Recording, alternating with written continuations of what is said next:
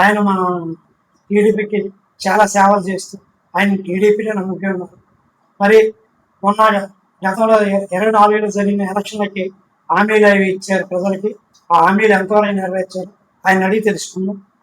Sir, మీరు హామీలు ఇచ్చారు, గెలిచారు, ఇప్పుడు హామీలు ఎంతవరకు ప్రజలకి చేశారు? నమస్కారం అండి. నాది నెల్లిమల్లి కాన్స్టిట్యున్సీ డెంకాడ మండలం. నా పేరు కంది చంద్రశేఖరరావు. నేను ఇదివరకు ఎంపీపీగా 2 సార్లు చేసి ఉన్నాను.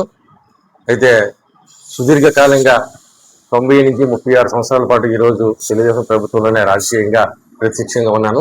అంతకుముందు నా ఎడ్యుకేషన్ టైంలో పరోక్షంగా మరి చదువుకున్న టైంలో ఎలక్షన్ టైంలో రావడం చేయడం చేస్తూ మా కుటుంబం కూడా 83 నుంచి కూడా టీడీపీలో ఉన్నటువంటిది.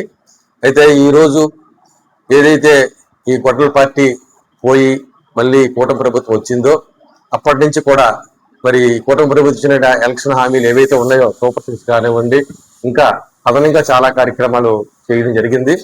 ఇచ్చిన హామీల్లో ఉన్న ఆర్థిక పరిస్థితిని దృష్టిలో పెట్టుకొని ఏదైతే కూటమి ప్రభుత్వంలో మేము వచ్చేసరికి ఉన్న అప్పులు ఏవైతే గత ప్రభుత్వంలో వాడారో వాటిని వడ్డీలు కట్టుకుంటూ ఆ అప్పులు తీర్చుకుంటూ మరి సంక్షేమం ఒక పక్క, అభివృద్ధి ఒక పక్క చేసుకుంటూ రాష్ట్రాన్ని ఆర్థికంగా పురోగతిలోకి తీసుకెళ్లాలనే ఒక ఉద్దేశంతో మరి కూటమి ప్రభుత్వంలో చంద్రబాబు నాయుడు గారు కానివ్వండి, అలాగే ఉప ముఖ్యమంత్రి పవన్ కళ్యాణ్ గారు కానివ్వండి, మా యువ నాయకులు కాబోయే నాయకులు ఎవరైతే ఉన్నారో లోకేష్ గారు ఆయనది కానివ్వండి, అందరూ కూడా మంత్రివర్గ సహచరులతో ఎమ్మెల్యేతో కలిసి ఈ రాష్ట్రాన్ని అభివృద్ధి పదంలో తీసుకెళ్తున్నారు.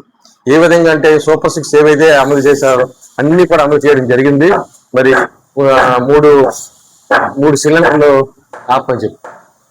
మూడు సిలిండర్లు ఏవైతే ఇస్తామన్నారో అవి ఇవ్వడం జరిగింది.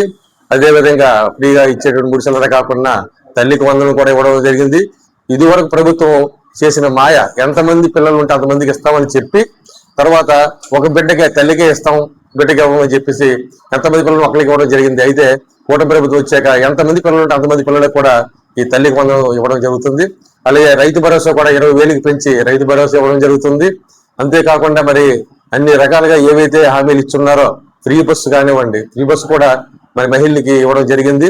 అది ఇచ్చినటువంటి కూటమి ప్రభుత్వం ఇచ్చిన హామీలన్నిటి కూడా నెరవేర్చుకుంటూ మరి వడ్రంగిలకు కానీ